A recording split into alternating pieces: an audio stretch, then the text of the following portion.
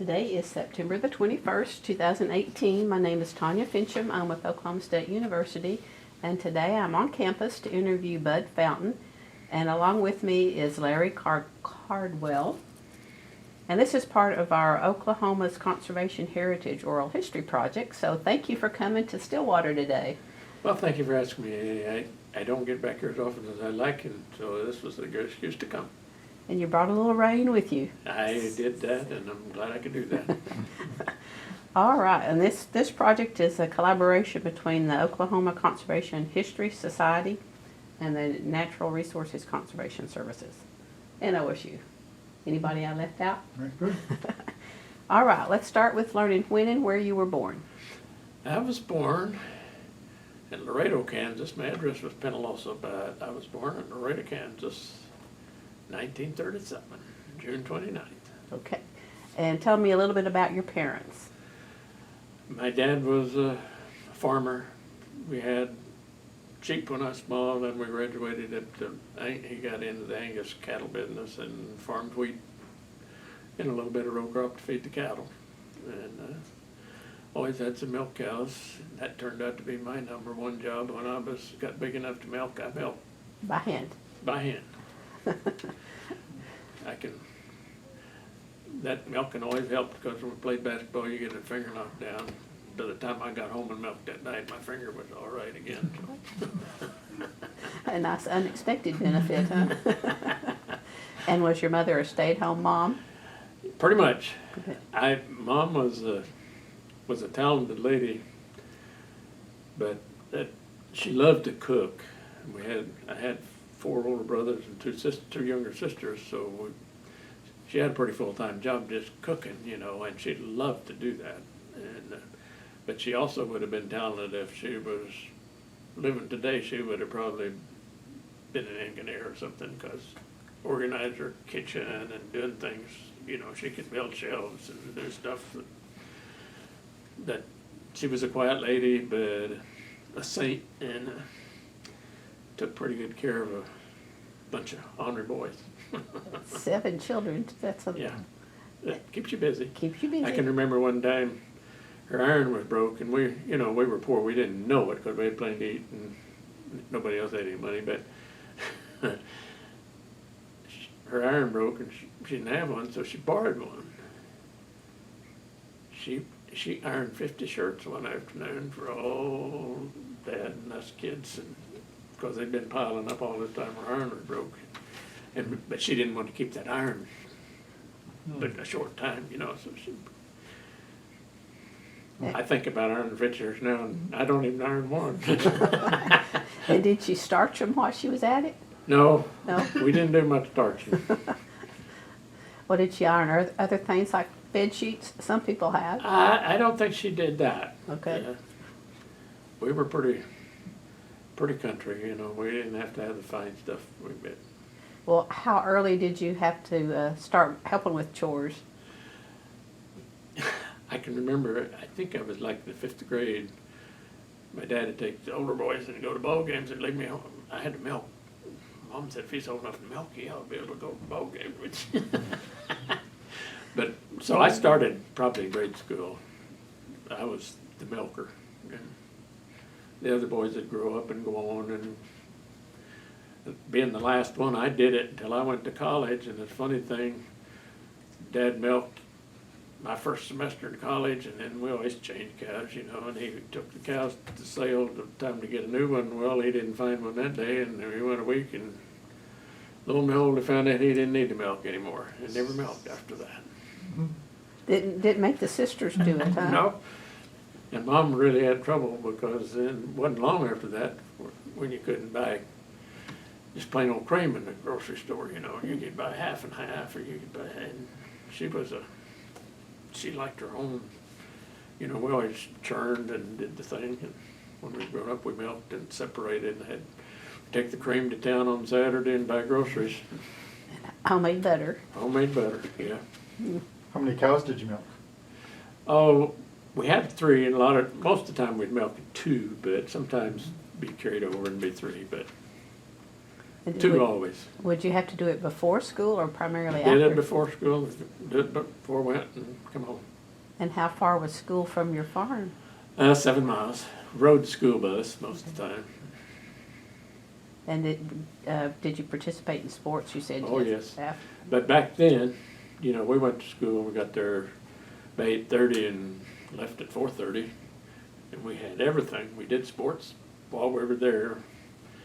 The only time was other than that when I was a senior, the coach asked Dad if I could stay after school and shoot baskets. And he said, well, you don't do that when he gets home anyway, but no, he can do that later. And so he let me drive to school and stay after school and shoot baskets. But otherwise, it was just same old routine all the time. Trying to make you into a point guard? Well, I was the point guard. But And what was the name of the high school? Langdon High School. It lasted 3 years after my class got out. And what year did you graduate? 55. 55. And elementary school, where had you gone? Well, I said I was born at Laredo.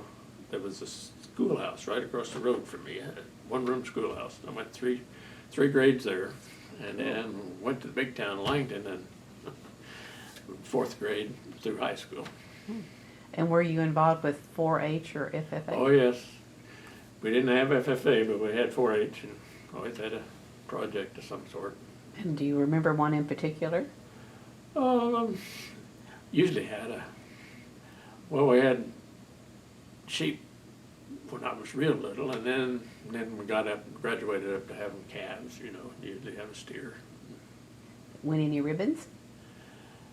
Not any grand prize ribbons, but always won in, always placed, but nothing fantastic, just because probably didn't spend as much time as some people did.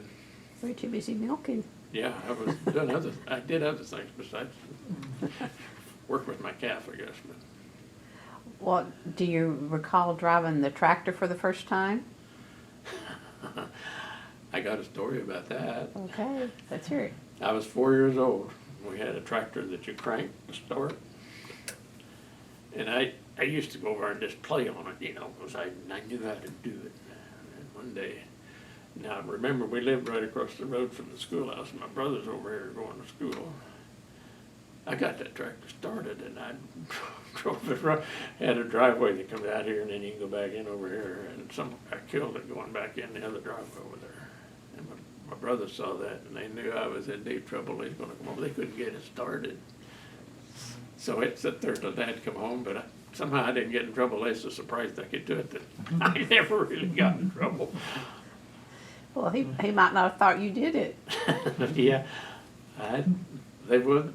I think he knew I did because the voice told him.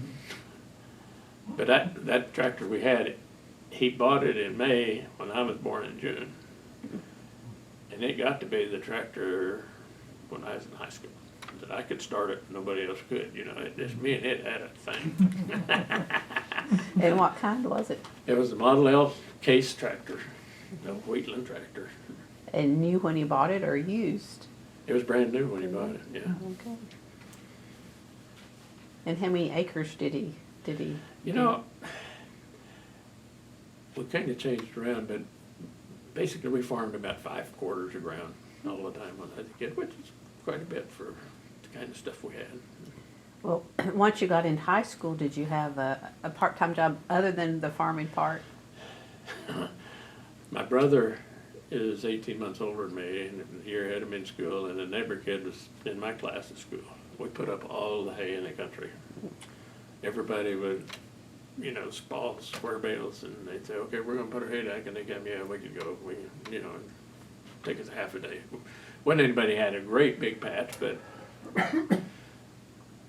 during the summer we put up a lot of hay. I kid the kids now going to school, and they worry about having 2 days. I said, we didn't have to do that stuff. We was in better shape before we got there than we was going to be after we got to school.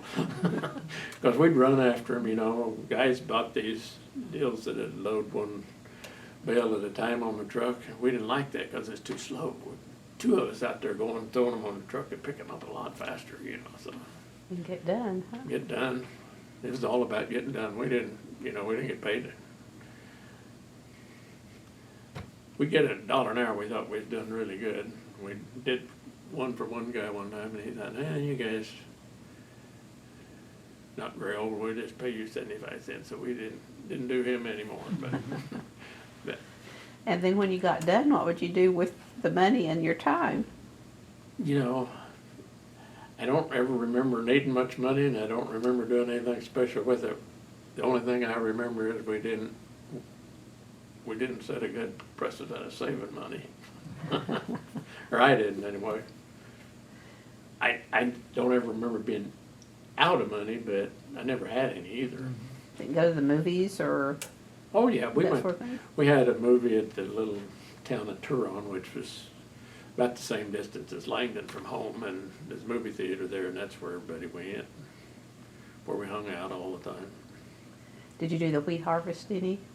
I didn't do any wheat harvest other than her own. Didn't Yeah, you? yeah. That's one thing I always thought would have been fun to do once. I don't think I'd like it forever, but I really enjoy harvesting. I always thought when I was young, before I got married or anything, to get on a harvest and harvest all summer. I thought that would have been a fun job, but never did do that. Well, did your dad practice any conservation measures? Yes, yeah, they were just getting started good when I was young, and doing terraces and waterways and this sort of thing. And we didn't own much ground, it was all rented, and but yeah, we had all the ground we farmed got terraces on it, took care of it pretty well.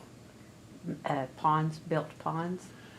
Yeah, only pond we had was in the 50s. It got real dry there. We run out of water over in our pasture. And Dad went over there one day with a shovel, and he found a damp spot, and he dug down. He got a little bit of water, and he got a drag line and dug a hole, and he got a spring there. And he got a piece of pipe and put an L shape down there, and got a dozer and built a dam, and that sucker's running water out that pipe yet today. Still the same pond. Spring-fed pond. Made a swimming pool and fishing pool. You could go over there on a 100-degree day, and that water'd be warm up about here when you dived in, and it'd refresh you when you got down in that spring water. Well, how had he managed to find just the right spot, do you know? I don't know. I assume because it was green there, and it was pretty dry, but it wasn't, I'm sure he was struggling a little to find water. It wasn't too far from where the creek bed was, but there wasn't anything in the creek, So. Didn't use one of those, what do they call those? No, he didn't do that. Didn't. There's people around that did that. He had a guy find him a well finally after he moved when I was in college, and that's how they found water there. He had a guy who could do that. Well, in high school, did you have a favorite subject? I don't know that I had favorite. I thought I was pretty good in math in high school, and I enjoyed about everything in high school, and I don't remember any classes being tough. I didn't study much, and didn't do a lot of homework, and got A's and B's, so, for a guy, that was good enough. And I played in the band, I sang in the choir, and did the sports, and you did everything at the little small school, which was kind of fun. How many were in your class? Had 18 in our class, Oh. which was pretty good size, and when our class was out, then the school didn't hardly have enough. The last class was 58, so. Did you know at that time what you wanted to be? No, had no idea. I left there, and I wasn't sure what. I was probably going to go to junior college, and we had a mass choral deal for the league of these small schools there, and the choir director was from Fort Hays State, out of Hays, Kansas, and somehow somebody said something to him, and he got me over to Vienna and had me audition a little bit, and he said, "Why don't you come out and sing in the choir at Hays?" I said, "Oh, all right." And my folks really liked music, and they were on to that, like, big time. So I go out to Hays, And I was gonna, my deal was I was gonna go out and try out for basketball too. So I tried out for choir, and then I was sitting around there, and the old choir director, he called me in there one day and says, well, I hear you're thinking about going out for basketball. I said, yeah, I think about it. He said, well, choir and basketball at the same time. I said, well, I guess if I get in the choir, I won't do basketball. And I got in the choir, so I didn't try my hand at college basketball, but that's what got me to Hayes. And then, you know, you have an advisor, and he said, well, you need to take botany and this, and I said, okay. And then the next thing I know, I got into range management, and that's what got me going. And then when I got to looking for a job, range management with it and soil conservation, I filled out the foot of the Form 57. Mm-hmm. Yep, and there we go. Rest is history. I got a job. Let's see, I graduated in May, and I worked for a guy doing conservation work that built terraces and waterways, whatever, ponds, whatever, and that's what I did. When I wasn't farming for my dad, I could go do that all during college, and so I was working for him that summer after I got out of college, and then I got word that SCS would like me to come to Pecos, Texas. So here I go to Pecos, Texas, and I was there till, let's see, I went there in September Of what year? 1959, and in May of 1960, I was supposed to go to Fort Stockton, Texas to be my first, I was a trainee up till then. I was going to go get my first job, and I got my draft notice and that notice to go to Fort Stockton the same day. So I spent 2 years in the Army, and let's see, I started at Fort Leonard Wood, Missouri, and I went to Fort Ord, California, and then I went to Germany, to Schweinfurt, Germany for the rest of my 2 years. Got out, and they said they could use me at Nocona, Texas, so I go to Nocona, Texas to be a range con. And 4 months after I got there, they decided I needed to go to Graham, Texas, and I went to Graham, Texas, and I stayed there a couple of years. And then Roland Willis selected me for the DC at Jayton, Texas. Stayed there for a year and a half, and then he selected me to go to Morton, Texas for GS11 job. Stayed there for 4 years, about, I guess, and then what did that be? 69, I guess. While we were there, we adopted a daughter and got a son born to us, and 10 months later, and the son was 2 months old, and I got a job offer to go to Albion, Nebraska to be area conservationist. So take off and go to Albion.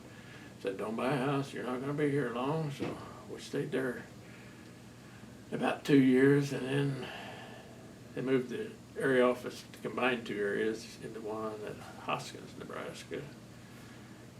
Or at Norfolk, Nebraska. I lived at Hoskins, which was a little town out there. And then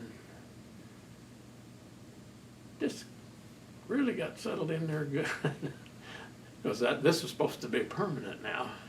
And then they got a guy that was getting out of a foreign assignment, and they needed to place him, and he's supposed to come to Nebraska. And the guy didn't want him in the state office, so he offered me the assistant state conservation for programs job in the state office, and that guy took my place at Norfolk. And so things were falling in place pretty good, but I was moving pretty fast. Mm-hmm.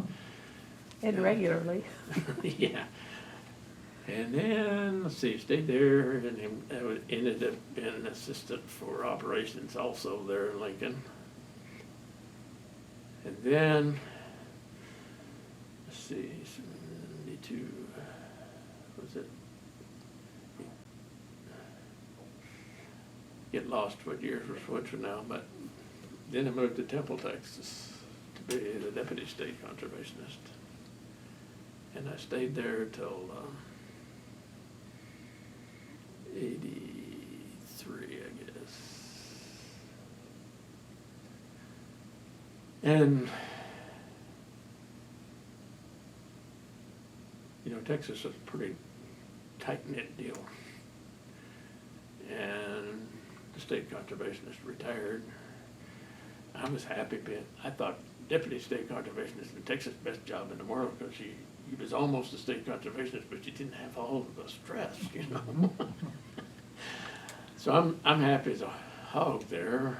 Well, some people there like me, and they politic for me, and it upset some folks. So they decided that if I wanted to continue to work there, I could go to South Dakota and be the deputy state conservationist in South Dakota.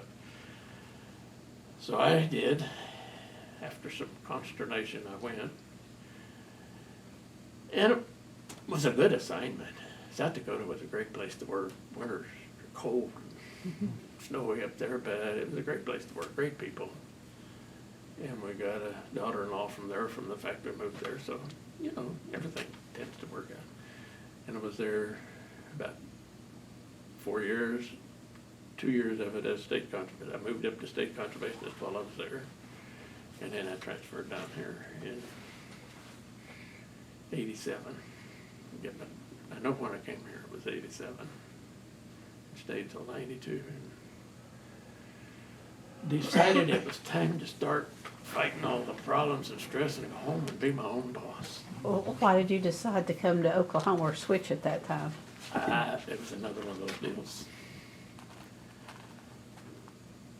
Our daughter decided she wanted to go to Texas A&M, so we were moving her to Texas A&M, and I got a call from Wilson Scaling and says, I need you to go to Oklahoma. And I said, no, you got some good people there, what's going on? And he said, I need you to go to Oklahoma. And I said, okay. It was fine. I was fine with coming here. I was just worried about the situation that I thought some people here, I knew Jimmy Hill, and I knew that other people wanted the job, and, you know, that was back when you're supposed to apply for jobs, and I didn't apply for nothing. I was just minding my own business. But, so I came here, and I was glad to do it. It worked out well, because we left our son in South Dakota, and our daughter was in Texas, so we were kind of in between. Yeah, it sounds like most of your career was up and down the same corridor. Yeah, we stayed pretty much. And I like that. I thought I fit better in this part of the world than I would have before we got into the deal where you applied for jobs. I was afraid they were going to want me somewhere where I had to turn something down that I didn't want to turn down, but I didn't want to go there. Because you turn down about 2 and then you're kind of done, you know. So. And it's some politicking involved?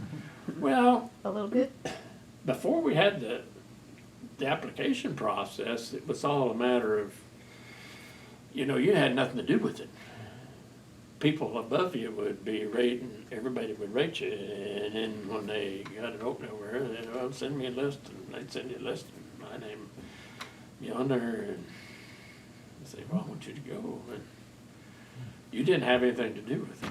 I really liked it when they went to the application process, because it took the heat off of you know, it was different. And I think that was a good deal all the way around, because people were happier. You know, you weren't getting in these deals. There's places in SCS people didn't want to go, you know.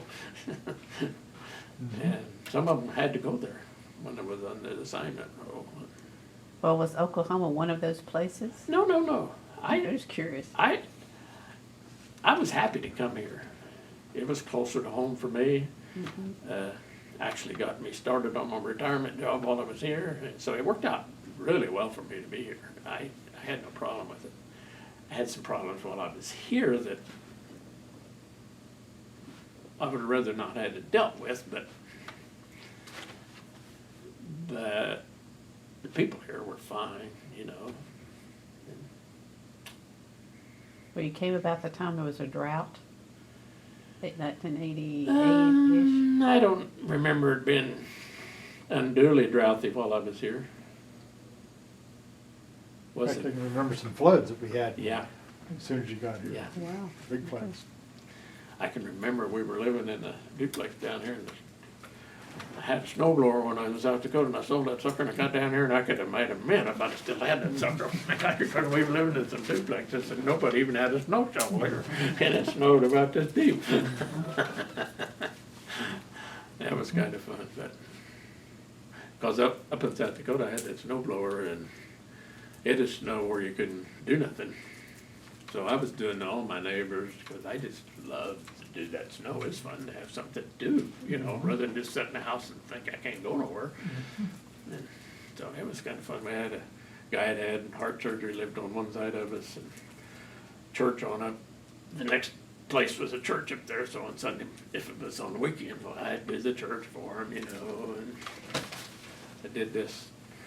And I'd do all the sidewalk for a whole block there just because I'd get started. Easier to turn around down to the end. Pretty soon this 2 houses down, this lady, did you do my sidewalk? And I said, where do you live? I didn't even know her. I said, yeah, I guess I did. She said, well, I can always get my driveway done, but I can't get my sidewalk done. I said, well, I'll just do it.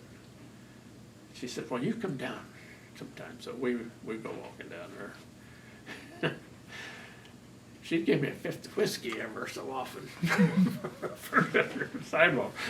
Not that I use it that much, but it was a nice thought. Well, what was your ultimate goal that you wanted to get, job you wanted to get into? Was it a state conservationist? Was that as high as you wanted to go? I don't know that when I started I ever had a goal. I thought if I ever got to be WC or DC, I was going to be doing pretty good, you know. Then I got to be AC, and I was okay. But it just kind of evolved, and I didn't have any aspirations to ever being state conservationist. I guarantee you, when I started, I never thought about being state conservationist. I never thought I'd ever see that. But service was good to me, and I hope I contributed a little to them along the way. Never aspired to be chief? No. No, I had one opportunity. One guy asked me if I'd come to Washington one time, and I said, I have no desire to be there unless that's the only way to get paid. So it was okay to turn that one down? I got away with it. You know, it wasn't an official offer. It was just a guy that I knew, and he probably was going to have a little input, so he wanted to fill me out, probably to take the heat off of me of getting tried on something that I really didn't want to do. Yeah. What position was that? Well, it would have been in, the guy was the head of the Great Plains program in Washington at that time. And as far as the program job, that would have been great, but living in Washington would have been. Yeah. I had no desire to be there. I'm not a politician, and I went to Washington a few times, the state conservationist, and I don't like that stuff. Well, did you have to deal with like the governor here during your time? Not a lot. You know, in fact, I don't know that I ever had any face-to-face dealing with the governor while I was here. You know, we worked with the Conservation Commission and kind of had roundabout stuff, but I don't know that I ever worked, you know, with the governor. Well, I looked, it was during Henry Bellman's time. Bellman was, yeah. And then Walters came in a little bit toward the end of yours. Jimmy Hill knew Bellman pretty well, but I don't think I ever physically met the man. Okay. I would know him when I saw him, you know, but that's as far as it went. So each time you moved, it was for a promotion, generally?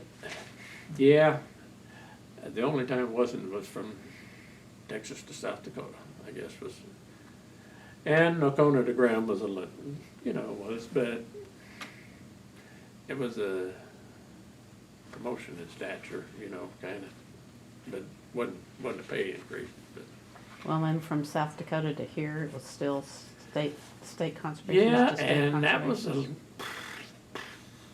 a lateral transfer too. But it was an opportunity that, you know, if it hadn't been for the other people that I thought were vying for the job, probably would have applied for here.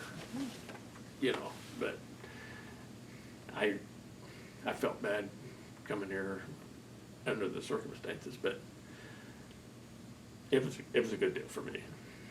Well, between the two state conservation jobs, was there much difference in what you would be doing? No, not a whole lot. You know, there's a lot more watershed activity in this state than there was there, but it was basically the same stuff for me to deal with. Probably more employees here now. Yeah, there are more employees here. I don't remember the number. When I came here, there was floating around 390 to 400. Mm-hmm.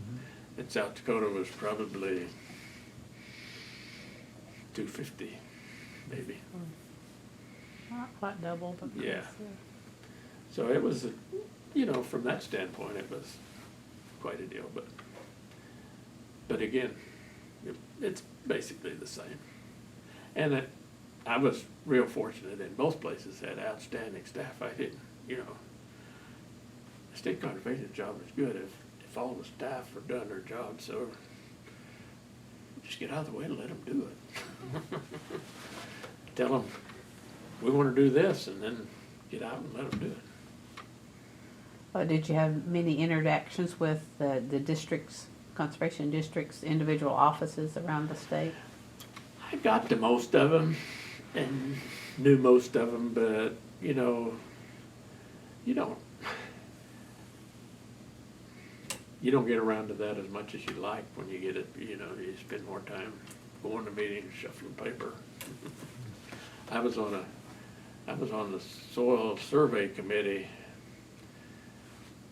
when I was here, started when I was in South Dakota, and it was one week a month, we was going to meeting on that crazy thing for 2 years, you know. And that's the kind of stuff, you know, and it's important, but it keeps you from doing the stuff you really love, you know, getting out there. I was just curious if you had a favorite county story. No, I don't know that, you know, they're all different, but I enjoy it. I really enjoyed going out and, you know, letting them tell me what they were doing. But it was always a fun part of the job because that's where my heart was, you know. I enjoyed it when I was in a field office doing stuff, and you go talk to somebody and you're doing something, go out there and sit and get done. That was fun. And then try to sell somebody else, you know. I remember I was at Morton, and that office was in a conservation district that's strung all over. They had about 5 counties in that conservation district. So they didn't have a banquet every year or anything, but they had one banquet in Morton one of the years I was there. And we give out all the awards to the good guys that done the good work, you know. And some guy come up to me after the banquet was over, and he says, "How'd I get my own award?" And I said, "Just do what I've been telling you to do. You'll probably get one." You know, so those kind of things work when you don't necessarily realize it, you know. Need a few people skills along the way, don't you? Well, it helps. Yeah. Was your dad one of the early adapters of conservation back in his day? Yeah, he believed in it right off, and you know, when I was a kid, they were just starting to put terraces in around, and he got right on that because we had some ground that needed it. I can remember one place that he went over and fixed the deal before it had terraces on it, and of course it was rented ground, but the gully was so deep he had to unhook the plow from the tractor, put it on a chain to make the first pass to plow it in, but plowed it smooth and put a bump up there to make the water go around it. You know, he kinda had the idea himself, but we were fortunate to have a good district conservationist there that really was a good people person. And you knew him at that point? Yep. So, might have had some influence. Yeah, I'm sure it did. Bob Cameron from Kansas. See, I never worked in Kansas. That was the craziest thing. All this time, and never worked at home. Do they So I not- didn't have to worry about, you know, a lot of these people get placed at their home location, and sometimes that don't work out very well. I wondered if that was even an option. It doesn't. yeah. They can let you- Generally was not thought of as a Not good thought it thing. good to do it. Yeah. And for good reason. Mhm. You know, some people did it and could do it, but it take a special type of person to go home and be the one. You tend to want to bend the rules for your friends. You know too many people, you know. And generally, they got in trouble. You know, that's just how it was.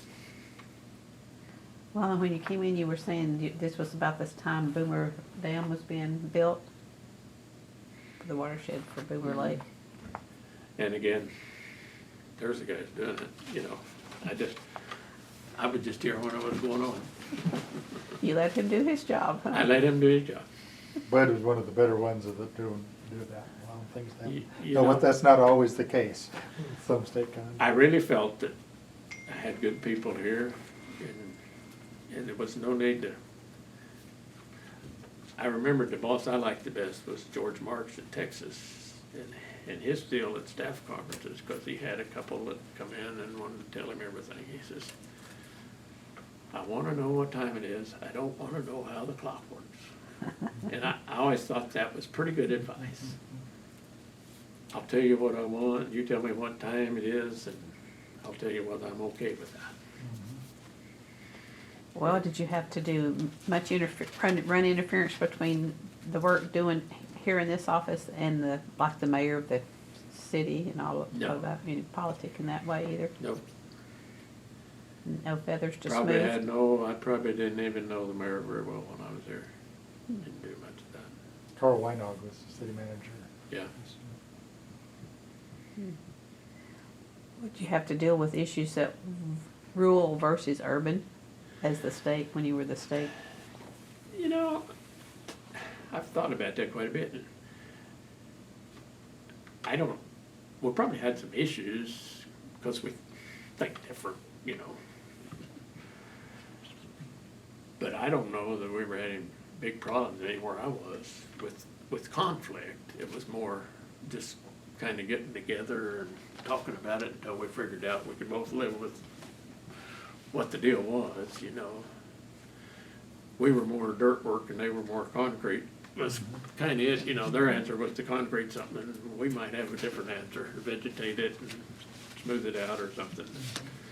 That was the kind of differences. It wasn't earth-shattering differences, but Well, I was reading where you had to do approvals, like if they were going to build a bypass around a town or build a new building or something, then you would have to look at the plan to make sure it wasn't doing something that we shouldn't be doing. well, you know, that's kind of where we were as far as All runoff, of it. erosion, and you know, whenever you build something, you're going to cause the water to change. So we probably had more knowledge about how to make that water move without hurting something than anybody. And so again, yeah. But I don't see that it was ever a conflicting thing. It was just a review thing, and everybody. The good thing was they respected us enough that that never was a problem. I was thinking you started in '59, so it's been almost 60 years. Mm-hmm.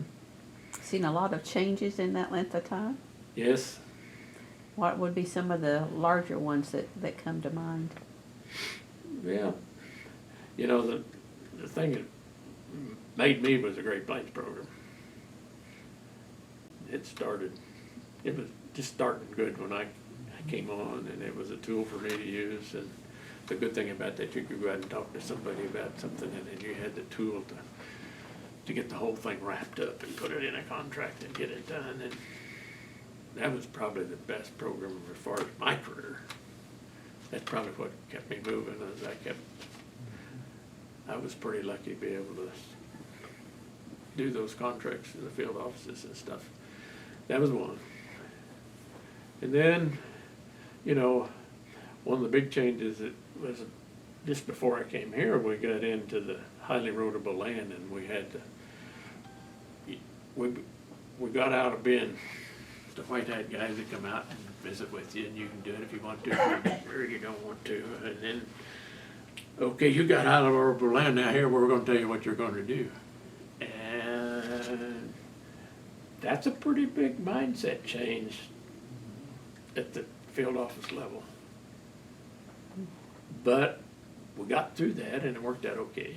We probably got some things done that we wasn't gonna get done if we hadn't done that, but that was probably one of the biggest things that happened as far as the conservation movement while I was working.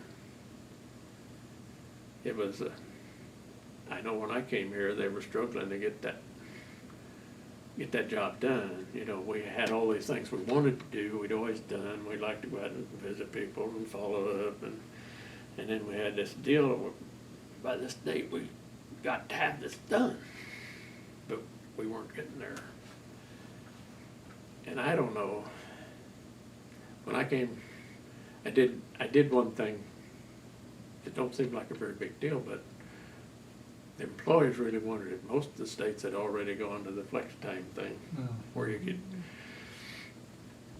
549 or 410s or whatever. Yeah, we had And Friday wasn't off. doing that here. And when I came, that was one of the things they wanted, and I finally bit the bullet that, okay, we're gonna do that. And then my payoff on that is we gotta get the HEL thing done. And it worked. People were happy enough. You know, that wasn't a big deal. It didn't change a whole lot. They're working the same amount of time. Sometimes the mind plays tricks on you, and they really fell in and got that HEL thing done after that, and it worked out good, and that was a big deal. What does HEL that is acronym stand for? highly erodible land. Okay.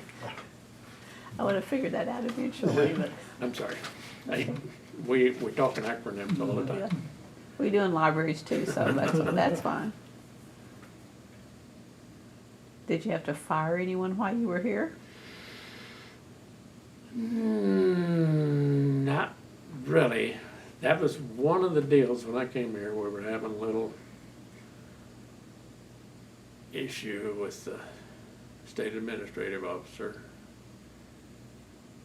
And it never did. I don't know, that's probably the one thing that I didn't get right when I came, but anyway. But he ended up retiring while we were looking into it. And what it was, it got to be a gender thing as opposed to, I was seeing it as what happened was state administrative officer always did their own thing because they controlled the money. Mm-hmm. Even to the state conservationists, they controlled the money. And you know,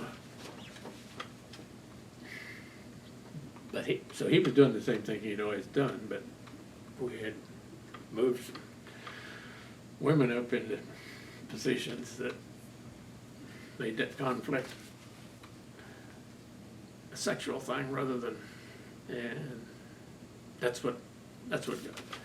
And he probably was, you know, I always had a little problem with the administrative side because they did their own thing and we had to fight all the time to do what we wanted to do sometimes. So that happened, but I didn't really fire him. He understood it was time for him to go and he left. And no, I've never fired anybody. It kind of worked itself out. They tend to if you let it go. I might have been about to get fired before I left over the same kind of stuff, but most of the people here were happy, and that was good. And how much interaction did you have with the Conservation Commission while you were here? It would Well, I have went been to, I went to meeting every month, and, you know, I tried to keep them apprised of everything we're doing. That was one of the things with the time change, you know, they didn't want to do that. They thought that was awful. But I finally, you know, it's funny, when you have a group, they're hardcore, and I finally talked to all of them individually, and there really wasn't that much of a problem. It was just the mindset of how they were. And so I announced I was gonna do that one day, and it really wasn't a big deal, but it felt like it was gonna be a big deal, but. Well, Leonard Mhm. Solomon was initially, Mhm. and then Mason Mangal came in higher. Mhm. Have any memories of Solomon you want to share? You know, I remember him, but I don't remember, Mason was here more of the time when I was here than Solomon. I remember Solomon from when I was in Texas, you know, and I knew the Conservation Commission folks in Texas, and, you know, that close you're gonna, but I don't have any stories to tell. Okay. Well, I was looking too on the timeline. Hugh Bennett passed away shortly after you became part of this soil conservation. Do you remember anything about that? Did they do anything special in your office at that time, or I don't anything think you we did recall? anything special in our office. I know it was a pretty significant thing, but I don't know that we did any special thing. Don't remember that, but I'm sure there were things done in some of the higher offices, but we didn't do anything where I was, I don't think, but. Yeah, 'cause, you know, we all thought there was a guy that got it done, you know, got it started. Did you ever make a pilgrimage to his grave in Arlington? No. Have you? No. I I'm have just curious. Nope. I've been around up there. I got a sister that lives up there. I should go up there and do a lot more looking around, because she can show me around now, but no, I haven't done that. Like I said, that wasn't my favorite place to go, so. If I go up there and go and get back, that was what I wanted. I'm learning about all this too. It wasn't just water or land, it turned out to be wildlife as well. So Yes. the Endangered Species Act came in Yeah. during your time too. Yeah, and you know, all of these changes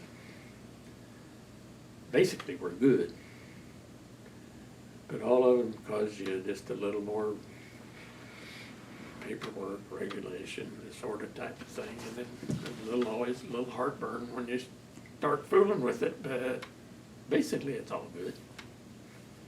How would they train you on that sort of change? Or would they? Oh, well, generally we'd send somebody off to school, they come back and train the rest of us, or this sort of thing, you know. But I don't know that I ever got a whole lot of wildlife training. I had some in school when I was taking range management, you know, that was with wildlife, livestock are all about the same. So, but yeah. Did any of that apply to Oklahoma? And was there some species that was on the watch list for here? Boy, I can't remember. I don't know either. I don't remember having any issues with that. You know, we all wonder about some of the things they put on the endangered species list, you know, but I don't know that it caused us any problem with our work or anything, and that's the only ones I'd remember, I guess, and I don't know that we ever had a problem. American burying beetle, but that Yeah. might have been Yeah. just starting about that time. That caused some grief on some southeast part of the state. And then the lesser prairie chicken, that's more recent too, Yeah, isn't it? and we've had that in Kansas, there, the prairie chicken thing. And funny, you can't burn your CRP, and you can't do this and that because of the prairie chicken, but you can build them electric windmills. Right there with- And that's okay, so, you know, that, But they don't like those either, from no, what they I don't. understand, They don't like them, They but, don't like vertical structures. no, but money talks. In more than one way, Yeah. doesn't it? Mhm. Yes. I mean, Oklahoma has a wide range of environments too, so you had to know a little bit of Oh, yeah. everything. I didn't, don't get me wrong, I had to oversee everything, but I didn't know all the ins and outs of all these fine points of this stuff, you know. Larry was the engineer, and I'd ask Larry if we have a question, you know. And I'd ask Richard Heiser if we had a question, or whoever, you know. And then we talk about it and decide what we're gonna do, but yeah, if you ever think the state conservationist has all the answers in his head, if he does that, he won't be a good state conservationist. He just needs to know who to ask and Yeah. who to listen to. Yeah. And you gotta be fortunate enough to have good people in the jobs Right, with you. and trust them to do it. Yep. And you decided to retire in 92? Uh-huh. Could you have gone longer, or what was your motivation for leaving at that point? Well, there was some stress going on with the job, and I'd always wanted to farm, and it was getting where my dad was getting old enough that I could kind of take over some of his, and I kind of wanted to do that, so. Well, 55 is But- pretty young. Yeah, it is. But I was struggling a little. There was some things going on here, and actually there was an inspection going on here that I wasn't liking very well. And I come there tearing those retirement papers up, but I was too committed to going to do what I was doing to do that. But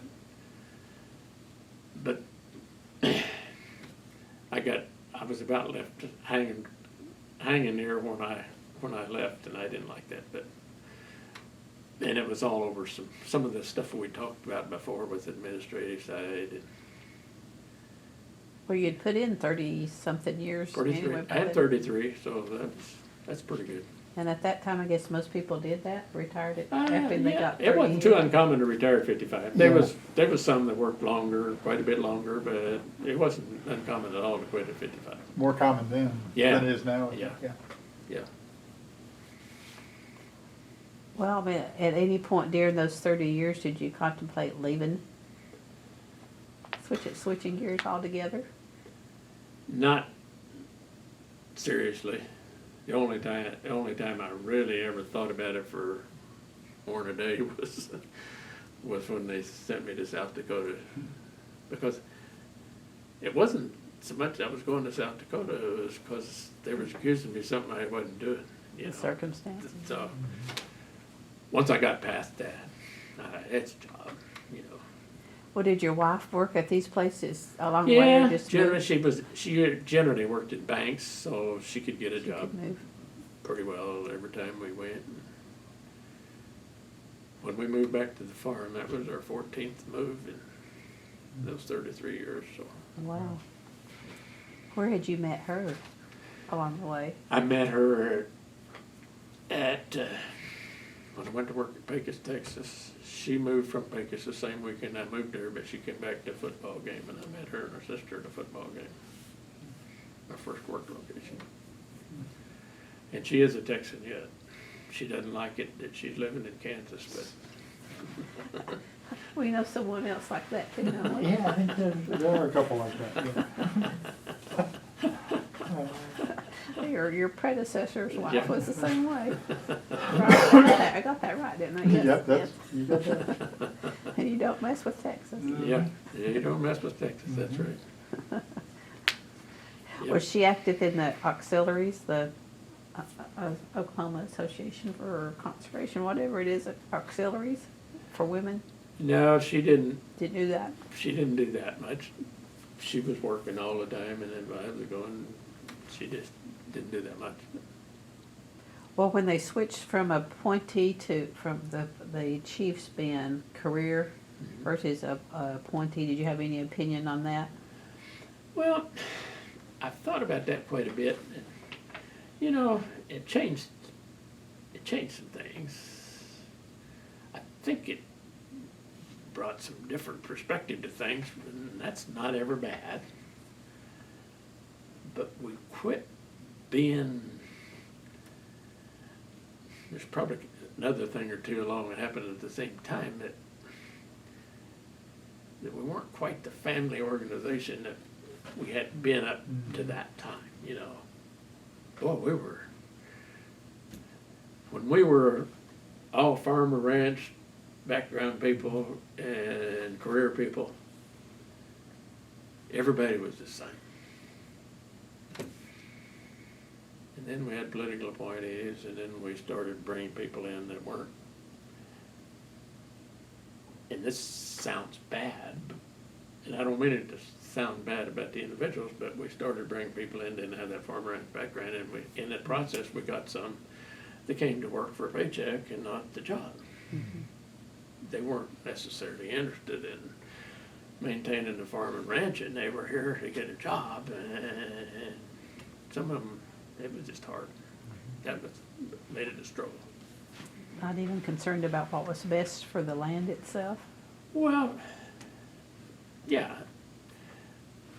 There again, you're painting a few of them is painting a picture that are all bad, and that's not true. But yeah, there were some that didn't give a happy hang about anything. They just wanted to reach it. You know, I don't know if I ever said it out loud here. I thought it a lot, that I'm a pretty prejudiced guy. I don't care, male, female, red, white, blue, purple, whatever you are, but I want you to go to work. I want you to earn your paycheck. That's my prejudice. Earn your paycheck. Earn your paycheck. Did any of your children go into soil conservation? No. My daughter is a chemical engineer, Huh? and my son is a pharmaceutical salesperson. Both got good jobs, but they're not doing my thing. Well, did they at least get what it was you were doing? Oh, yeah. They understood They the understood what I did, yeah. the importance of it? Yeah. Yep. Well, what advice would you give to a newcomer? Newcomer to soil conservation or an NRCS? Yes. Well, join the team, and you're working for a white hat outfit, and work hard and provide a service. And keep your suitcase packed. Not so much anymore. Yeah, I think it, They don't move you around as much. probably not as much, probably not as very much. much. Very expensive to move people. Yeah, that probably helped that thing as much as anything, was the cost. When they started paying to, you know, when it first come, they didn't, there was a time they didn't pay you to move. You just did that on your own. So those 14 locations, how many of those did the government help move you? Do you think half of them? Yeah, probably. Half of them? The other half was on your The own? last half? Yeah. Different day and age. You're right, it was just literally one big family Yeah, at that time. yeah, yeah. Everybody knew each other's kids. Yeah. Yeah. Get together, It was a potluck family, it suppers. was a family organization. It really was, really was. Well, All the same kind of people, came from the same background, so yeah. and the politically appointment aspect of that was the primary reason it changed? The atmosphere changed? No, part of it was EEO and the political. They happened closely to the same time, and in both cases, there's some good comes out of that, Yeah. but there's some fallout comes when you do that too. You know, the political appointees had, you know, I don't know how strongly they felt about taking care of the land. Some of them, you know. We're fortunate the first was Peter Myers. Yeah, Peter was a good one. He was. We're real fortunate that he's the one that broke the ice. Yeah. I'd say Wilson Scaling was not the most conservation-minded person before he went to that job, and I don't know if he got there while he was there or not, but, you know. I happened to know him. So he came from Texas, and I was working down there, you know, so so I knew him before he went up there. And did you know Pearlie Reed? Yes, I worked with Pearlie some. Was he appointed or was he a career? Well, he was He was appointed, but he was appointed, career. but he's a career guy. But he got appointed somehow. I don't know how that worked, but Mhm. That he was a rarity career to employee and then got appointed. Yeah. to Hmm. One at a time. one of the few, I guess. Yeah. Well, if you're reading, he was the first African-American Mhm. to get in that position. And from Arkansas, wasn't he? Or did He something was. work in Arkansas? Was in Arkansas. Mhm. Pearlie, I think, started in Texas. We had quite a few that. I'll have to. I shouldn't tell you this. Probably don't want this on there, but I went to state conservationist meeting and Pearlie Reed and can't even say his name now. Doggone it. They were both from Texas, and they were state conservationists. One was state conservationist in Arizona, and Pearlie was out in California. I flew into Chicago, and then we had to drive 2 hours to get to the state conservationist meeting, and they'd rented a big Lincoln. I said, well, I'll just ride with you guys. I'm cheap. I won't rent a car. So all the way up there, those guys complained about they wasn't getting this, they wasn't getting that. And about 5 minutes before we got back to the airport, I'd listened to that going up and coming back, and I said, okay, guys, I can walk the rest of the way if I have to. But you guys are good people, and you got selected, and you got on a fast track, and you got there faster than anybody, and here you are sitting here complaining to me all the way up here. I don't want to hear that anymore. I don't think they liked it very well. Many people have ever told Pearlie that. Well, did they change the subject? I don't think we said another word the rest of the way in. But you didn't have to walk the rest of the way. I didn't have to. But the other one, I think, got replaced. Arizona, I can't say his name, but you know, and that's what happens. They were super good people. When they come on, they got on the fast track because, oh, there's one that can make it. Put them on the fast track and get them up there, and that's good. Except if you get there before you're ready, the Peter principle we used to talk about. But I think the family-oriented change, society kind of changed Yeah. in there too. We Oh, didn't have yeah. as many people grew up on Yeah. a farm Yeah. and come in from Yeah, urban it's, areas. we're getting less of us out there on the farm all the time, so they can't feed it from the farm anymore. Any difference? We got 2 kinds of farmers anymore. The ones that's big enough to keep the kids there and just keep getting bigger, and then the small ones that are going away. When I quit, a big farm's gonna take over what I'm doing, you know. That's just the way it is. What do the big farmers pay attention to conservation folks? issues? Most of them do a pretty good job. Do they? The ones around home, most of them are probably, you might even say doing better than me, because, you know, I haven't gone strictly to no-till or anything like some of them have, and so, yeah. They are, because that's the way they can do it. It's much more without having so much labor, you know. Labor's the big thing out there on the farm, even though it's still pretty easy compared to what it used to be. Well, to get subsidies from the government, you have to be following You have to the follow rules the too, rules. I There you guess. go. That's it. And I don't know, do the big ones do even Oh, yes. qualify for subsidies? Do Oh, they? yeah, oh, yeah. And they want them. You know, they put limits on what you can get, but they act like they don't want them, but they do. They count on them, just like everybody else. In fact, they'll use them to get, you know, one of them there told me, he signed up for CSP or something. And he wanted to go to the less tillage, and he said, well, that's going to make the payment on this sprayer. So he went and bought him one of these wheeled sprayers. And that program's going to make the payments on that thing so he could do it, you know. So, and that's okay. Yeah. If he gets the job done. It's different than what, you know, we're not paying to put something out here on the land. We're paying, and then he goes and does whatever he makes it to make it work. So Comes out the same, I guess.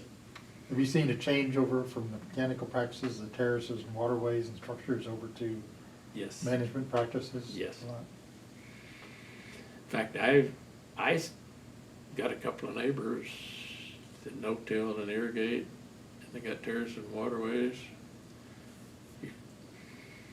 And waterways are corn and everything right in there, but, you know, you don't see any erosion coming out the waterway. They maintain the terraces, Mhm.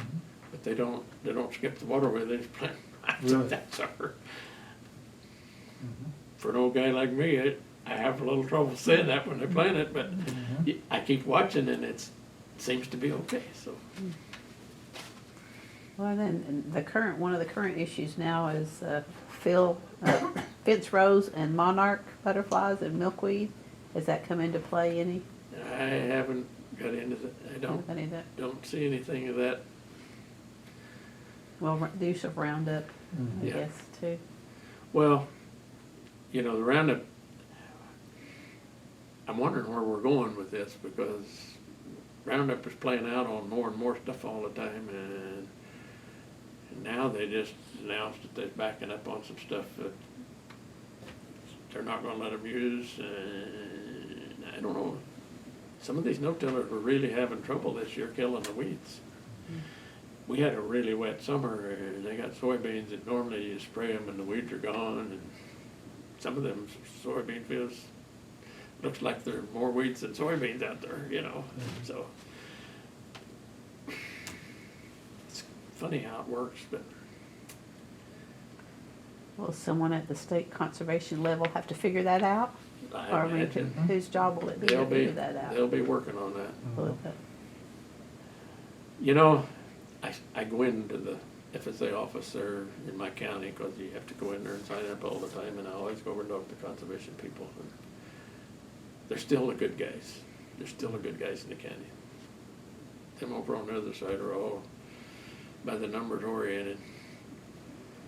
Conservation guys still understand that it ain't all quite as black and white as we'd like to make it, you know. Mhm.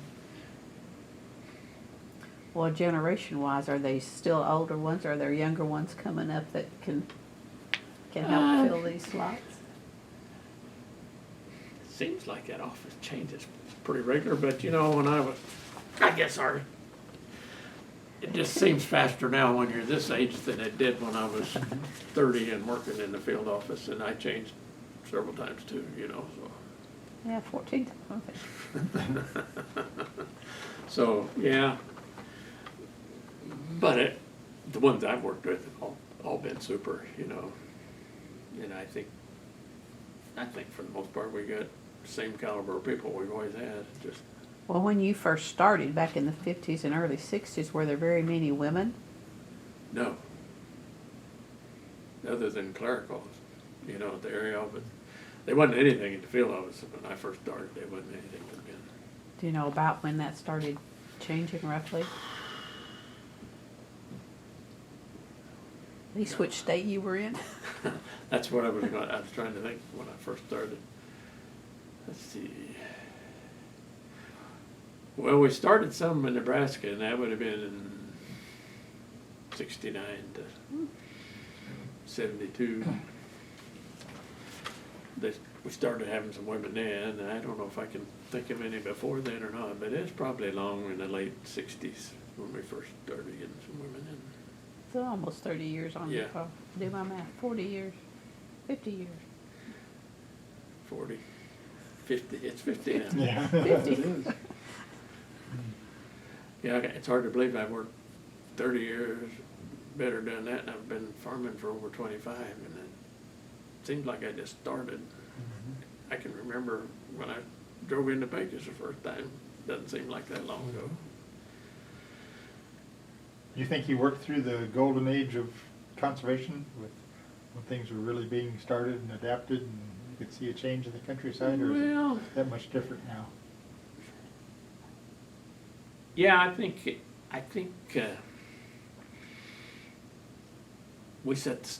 set the stage more than, you know, I think we're refining everything all the time, and it's significant, because if you get a big one doing it, done it on a bigger scale, but I think we set the stage.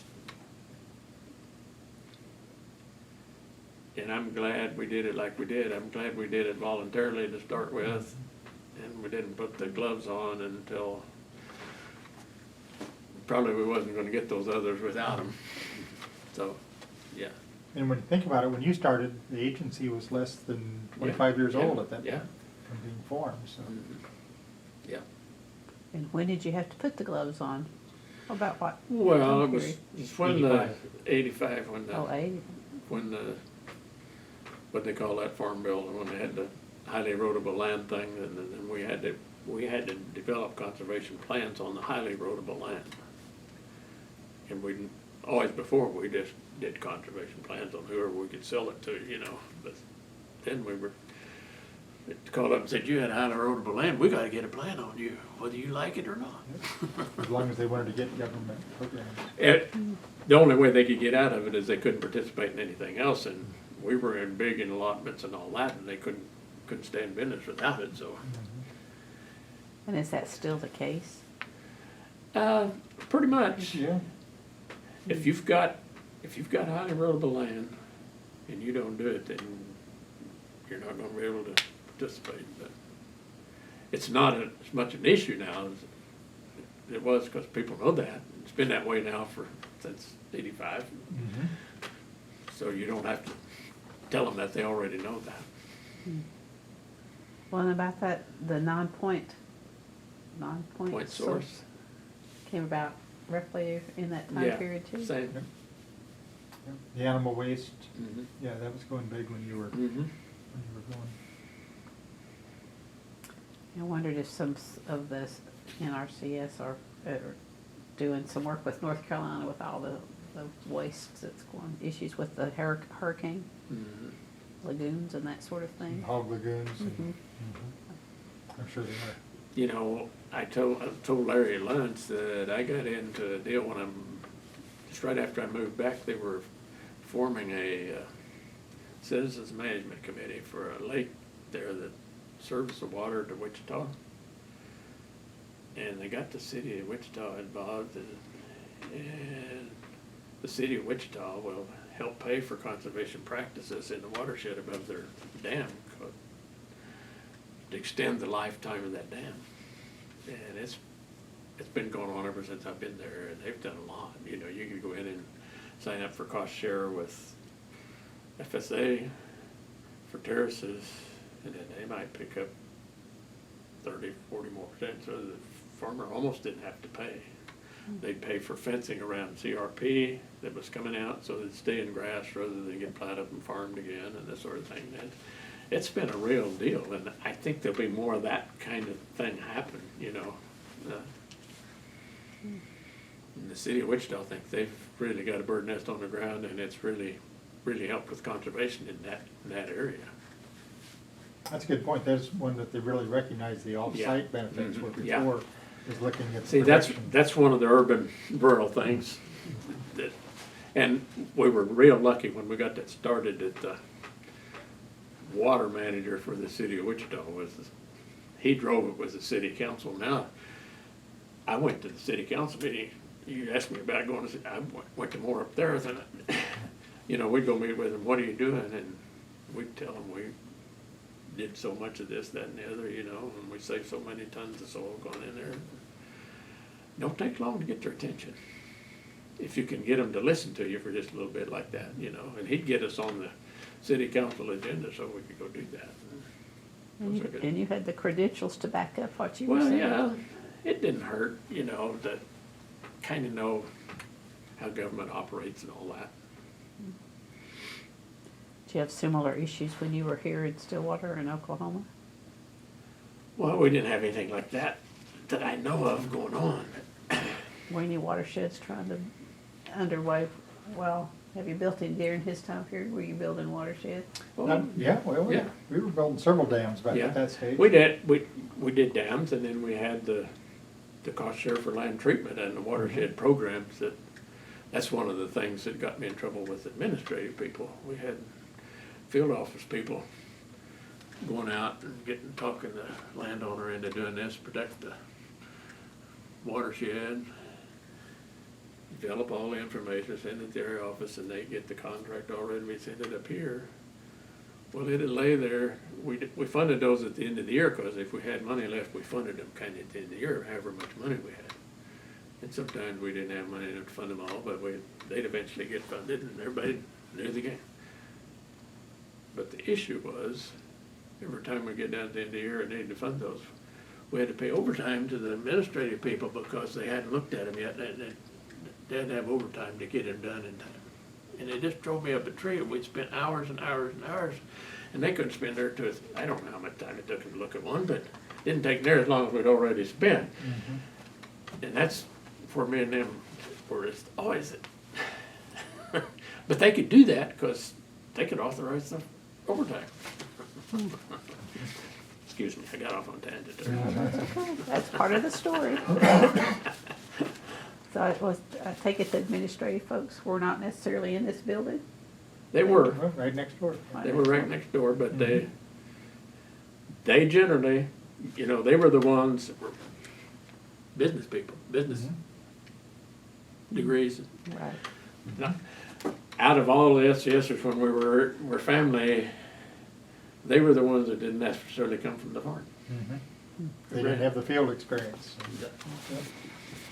That's true. So, you know, and they had their own culture, see, that's what got me when I came here, because it wasn't any different when I came here than I'd seen everywhere I'd ever been, but because we had some women at some other jobs, it was causing some heartburn. So it was sad. I do know that the technical staff was glad when Bud came to really speak up for them, because they put so much work into it. He was one who would really speak up for trying to get some stuff done and on the ground. Good. There you go. Pat on the back. Yeah, there you go. Sometimes it has to come from your coworker, not from above, right? I never did worry about you know, I was just always thought I probably got a little further than I ever deserved, so I never was looking for too much of a pat on the back. I just wanted to get done and kind of keep everything going, you know. What do you think would have happened if you had said no to the South Dakota job? I would have probably, I wasn't quite eligible for early out. I seriously considered quitting, but I wasn't quite set up at the farm yet. Dad said I could come home if I wanted to, but So you had a. I might have been better off with the farm if I'd have done it at that time than I am now, because when I waited, then I chose not to get livestock and all this stuff. And the way the economy's been right now, I'm not doing as well as I could do if I had some livestock, but I thought I'd go farm weight in the summer and play in the winter, and that never did work out. Play in the bar and getting your equipment ready for the summer, huh? Well, I did that, but my wife got a job, see, and then I thought we'd travel in the winter and go do whatever, and she never had time to go, so. Funny how that And works. now, it just takes me longer. And how much land are you managing? I told Larry I've got about, 2,050 acres of wheat That's a lot. and 700 That's a lot. acres of CRP that I look after, so to burn once in a while, mow, keep the trees down, all that. That's my wintertime job. Do you prescribe burns? I do some of that. I've done a lot of burning. Burned something I didn't intend to a time or two, but Uh-oh. I helped my neighbor one time. We was gonna burn 80 acres. It had an oil field road up through here, and he wanted to burn everything from the oil field to the left. I said, okay. And so we started up through there. He had a tractor and sprayer. We get up there in that oil field road, about the last 300 feet, turned into a cowpath road. It wasn't a road anymore. And I said, well, you better stay here with your sprayer, so don't jump, because there's CRP on the other side over here. We weren't going to burn. So I go on around, I get over there, and I torched it on, the wind was out of the south and it's on the north side lighting the backfire, and I go around, and when I come down the other side, I see the guy over, there's 40 acres diagonal over, he's over there fighting fire in that already. I go up there, and the guy that had the sprayer on, he forgot to put water in his sprayer. Oh, no. So I get over there, and I have a back blade on the back of my tractor. That's the way I usually put the backfire out with. Just run that flat, and it'll wipe it out. So I'm over there, and CRP grass is tall burning, and I'm trying to keep it going this way, because I know if it gets over in these trees, it's wet in there. Well, I funneled it over there, but I had a bump, and I shook the wires loose in the tractor, and I lost the air in my tractor, so I'm in a cab tractor fighting fire this eye. I kept it out of the trees, but it jumped the road, township road, and got onto my CRP, which has a farmstead up there nobody lives in, but we keep it mowed because they come once or twice a year. And I said, well, we got to go up there and backfire around the house. So we burnt 500 acres that day, because the guy that didn't have water in his sprayer, he called the fire department and said, well, our fire got away from him. And they said, well, good luck, because all the fire trucks are out. So we didn't get any up. So we burnt 500 acres and didn't hurt anything other than got me pretty hot. Hurt your pride a little bit, huh? Hurt my pride. And probably scurried some critters out. Yeah, we probably got a few, but it's always exciting out on the farm. But fun. Fun. What was your favorite part of your work with the agency? Well, what I really liked was the Great Plains program. I really liked the field office work when you had, like I said before, just talking a guy into doing something and then seeing it work and letting him see that it worked. And I really enjoyed that part of it. Is there any one particular project that you're really proud of, an accomplishment that you got solved to completion? Well, the biggest thing as far as the state conservation, this was when we got the AGL thing done here in Oklahoma. I thought that was really significant because it wasn't happening, and we got it done and needed to be done, and that's probably the most significant thing of any one. That was a big deal. But there's quite a few fields of terraces and stuff that you have something to do. We used to put in a lot of level closed-in terraces out at Morton when I was out there, and we'd grid map the fields, and you put stakes out there and drive lines, and then you go shoot them. And I never got to do too much laying out terraces, but I helped them get the grid maps made, son, and was always in on it. That part was just fun.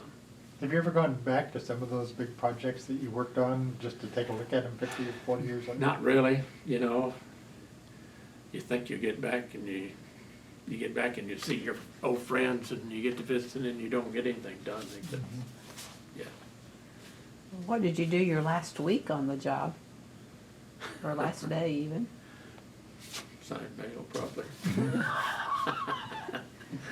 That's what I remember most about sitting down there in that office, is signing mail. I don't know how it happened when I was gone all the time, but all day long I was signing mail, Didn't go make one last visit to some field office? Huh? Didn't go make a last visit to your favorite field office? No, because I can't say I had favorites. You probably have some you like better than others because of this, that, or the other, but all the people were so good that you just, it would have been fun about the last week just to tour the state if I could have done what I really wanted to, but we were always a conservative outfit, and you always had to justify spending money. So we didn't do things like that. justify in your mind or in the books No. or both? You had to write it down. In fact, you know, when I don't know when we quit that. I don't know if we quit that while I was here or not, but we used to have a daily diary. Daily diary. You by the hour, put down what you did today. Wow. And the accomplishments for the 101, 102, 108. Yeah, you put it to the fund you wanted to charge to and all that. And then they finally got down to where they trusted enough to just put down our time. Well, when you were doing the diaries, who kept them at the end of the We year? kept our own. Do you still have yours? No, I don't have any. I think I've got every one of them. You know, is that right? I'm just thinking when you retire, just burn them as a ceremonial thing. Yeah, when you look at it, that's all your, Yeah. it's all your projects, all your work. Right there. Yeah, I mean, that was, the society might want somebody's copy, just an example of what was done. You didn't have to turn them in to whoever was evaluating you for the year, or, People checked them. We had people coming to the field office, from the area office would come and check your time. And you made a schedule, and then they'd check your diaries if you agreed with your schedule up here. And you had on the wall. And you're supposed to have so many appointments, you know, a week. And it's pretty. It was good in a way, because I think that's what trained us to be pretty conscientious about everything we were doing. And we may have lost something when we went away from that, I don't know, but I didn't mind not having to do it anymore. well, would you have to check your employee, the ones under you? Would you have to check them Well, yourself? That's what I was trying to remember. Yeah, we did them when I got to be area conservationist, and we'd go have inspections at the field office, and we'd check that. That's one of the things you checked when you went there. What are you doing? You didn't have to ask them, you just pull out your schedules and your diary, let's see what you've been doing. Why didn't you have more of this? Or, I thought we were gonna do these kind of things, you know. And could they fudge on them Probably. and not get caught, I guess is the caveat to that. You would catch up with them eventually. Yeah. Yeah. You know, eventually, if you kept saying he was planning with Larry Caldwell and Larry never got a plan, then that ain't gonna fly too long. And even at the state level, we Yeah, have the area yeah, appraisals where yeah. you go out in the field Yeah. and check Yeah. them. Yeah. Yep. It's kind of like a time clock, but more Yeah. detailed. More detailed than time clock, yeah. You didn't just sign on that you got there at 8 and left at 5, you put down what you did. In that day and age, it wasn't an 8 to 5 job either. No. It was however long it took. Yep. And nobody thought anything about it. Yeah, that was just part of the job. Just glad to have a job. Yeah. On weekends too, or was it primarily Monday through Friday? Probably not too much on weekends, but you would if, whatever it took. I know down there, Don Vanderseipen, it was just a matter of who was gonna make coffee on Saturday morning. Yeah. Yep. Yeah, I think the attitude at that time was always you got paid by the job, or by- Yeah. not by Yeah. the hour. Yeah, yeah, wasn't it? Nobody thought about, you got paid every 2 weeks, so it wasn't by the hour, it was, you just got paid for doing this stuff for 2 weeks. And I think the overtime issue, that's where that really rankled a lot of Yeah. people. Yeah. Yeah, I can see that. Well, what do you miss the most? People. You know, I miss visiting with Larry and Richard Heiser and all them guys that are my friends. The good thing is, we probably get as many Christmas cards as anybody, you know, because we got friends everywhere. Maybe the only time we ever on them Christmas time, but we always write a letter, because keep them up on what we're doing, and we get disappointed if somebody sends us a Christmas card and just sign their name, you know. We want to know what's going on. Yeah, there's no question it's the people, because we're back to family again, you know. That's what it was. Would you do like, I don't know, not, reunions is not the right word, but would you have gatherings where everybody would come together, like cover dishes or that sort of thing, as to help We with, didn't do much. keep some of that Didn't going? do that too much. The biggest thing we did is somebody retired, we'd have a party, you know. really retirement Yeah, parties. we had real good I had a real special one here. And you know, that was all, it had nothing to do with government. That was all, everybody contributed Internal, and paid their yeah. own way, and it was, And conferences like SWCS and that type of stuff. yeah. Mhm. Everybody came and brought their Yeah, families. And yeah. kids would grow up together Yeah. and see the same Yeah, kids. we'd go to SCSA or whatever, you know, and Well, after you retired, did the person that came on after you contact you very often for any input or anything? no. Well, when you took over, did you contact your previous person to ask Well, I any would have been rolling, and I Yeah. saw him pretty regular. I don't know if we talked a lot of business, about business? but we went to the same church, and we'd go out to eat after church quite a bit on Sunday and visit. I don't know if we talked much business, you know. We probably, well, how's this going or something, you know, but Roland was a good guy. He was a good supervisor, and but he didn't meddle in your business. I can remember telling somebody one time, he come over and I basically said, well, I got chewed out, but I didn't even realize it till he was gone. You know, he was that kind of guy. And so we had a good relationship, Roland and I did. Like he hired you initially or moved you? Yeah, he got me back Wow. 2 district conservation jobs, so yeah. I remember Roland telling the story about you on when he hired you the first time. He didn't know you from Adam. Mm-hmm. He just heard Yeah. about you and your good work, and he took a chance and said it was one of the best hires that he did in his career. That was not a quote from Roland. Yeah. Yeah, I remember we were living in Graham, and my wife really liked Graham, Texas. Jayton isn't the garden spot of the world. That's a little white spot in the road. So I go up and go to Lubbock, Texas to interview with Roland. And I told him I'd take the job. I stopped at Jayton on the way up and talked to the DC there, which was Doug Lowe. I don't know if you knew Doug Oh, Lowe yes. in Missouri.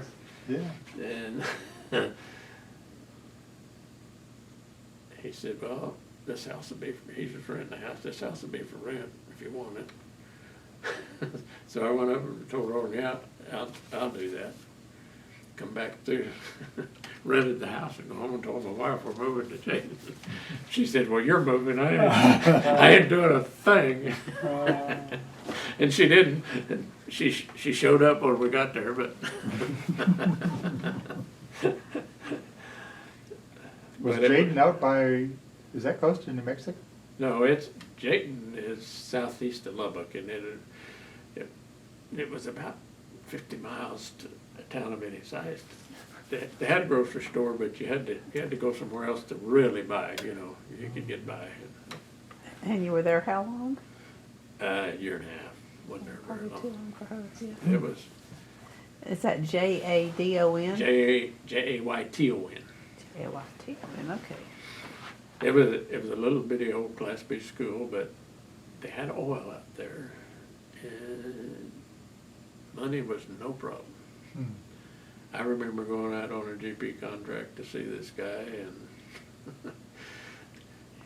he's out there in the middle of the ranch country in a great big old nice house. I go in there, and his neighbor was there, and he was had an appointment to get audited by the IRS. He was over there picking his brain what to do. He says, well, the thing you want to do, he says, if you owe them enough, they'll settle for half.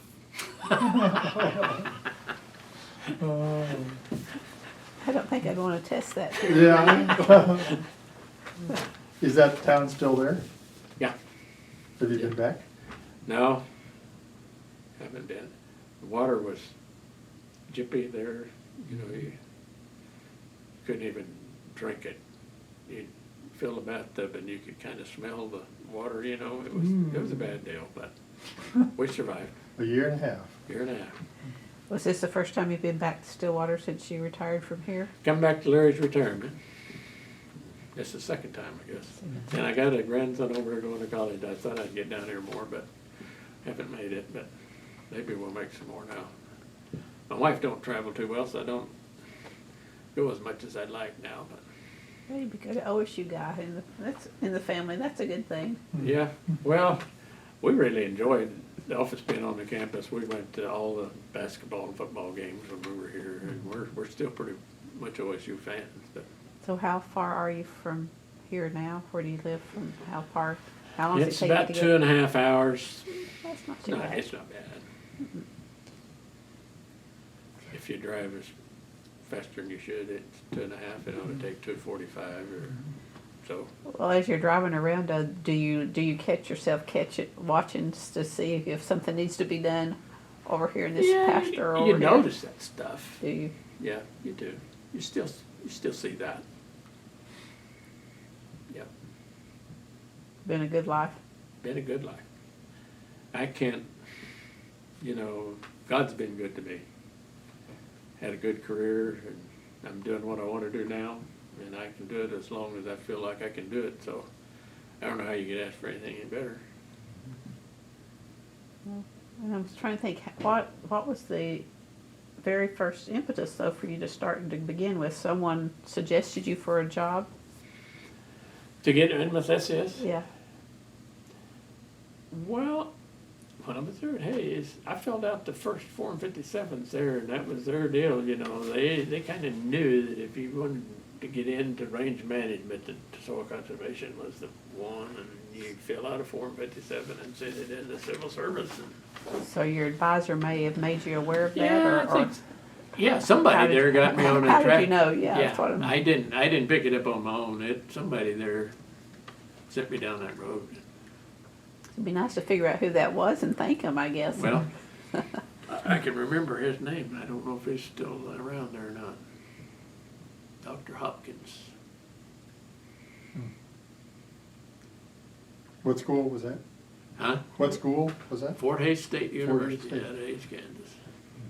And your bachelor's degree was in range management? Yeah, I had basically a double major of range management and agriculture. Okay. Life was simpler then. And did you go back and get a master's at any No. point? I know the agency paid for, or encouraged some to go. And I talked about that. I never was a real fan of school, I guess. And I see those guys go do it, but a lot of times they missed their opportunity to advance while they were in school, and it didn't help them that much, Unless you were in a job you needed it to make you do that job. I just never did get there. I thought about it a time or two, but You were too busy moving. yeah, that'd just been another move. Probably would have been on me too. Got anything else you want to No. ask, Larry? No, Now's that's the good. time. You can get him to tell you whatever. No. He would always tell us whatever. He was very upfront. Do you have anything that we boss. haven't thought to ask? Wetlands Reserve, I just can't, I keep having trouble wrapping my head around that for Oklahoma for wetlands, but I'm sure we have some down More in than the, you would think. Yeah. there Yeah. somewhere. I run into that right after I got up there farming. I had a wet spot that I really wanted to drain. So I had them come, and it hadn't, Kansas at that time they'd done kind of a quick sweep on the wetlands and hadn't really tied them down real tight. But being an old conservation guy, I was a little bit afraid to go out there and drain that sucker or fill it up with dirt without asking, so I had the guys come out. Well, the Fish and Wildlife guy came. And that took it down the creek. Consequently, you didn't drain it or fill it in. Huh? No, I said, well, he said, why do you care if it's there? And I said, well, do you know how many times I gotta go around that sucker? And how much double drilling that is and all this, and then it's a wet spot, and he didn't understand that. But he come out there and I think I could have done it too, but he dug a hole and he got some of this reddish stuff and he says, I'm done. This is wetland. hydric soil. I said, but you wanna go up here on this knob right over here, cause I think you can get it with a shovel right over there too. He didn't like that at all.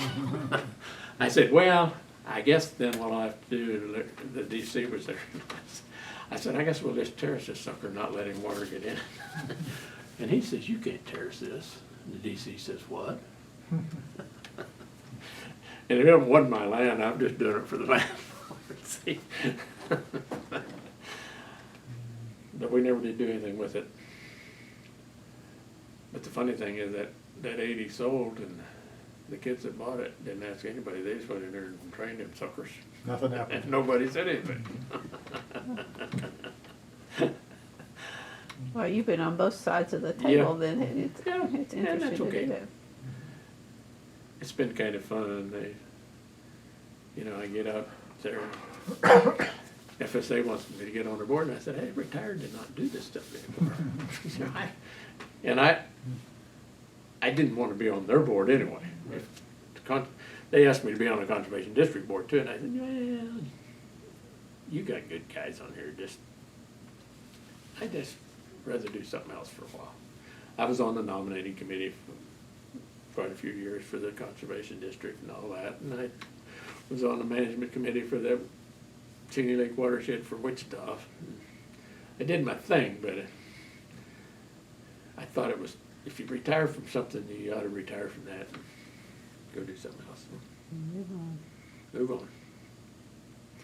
I just have to say that I've worked for a lot of people in the career, but Bud was by far one of the best because he would let you do your thing, and as long as you did your job, he was very supportive, and that's not always the case, but I always appreciated That's that. what I thought my job was, just to let you hear your job. Really appreciated that.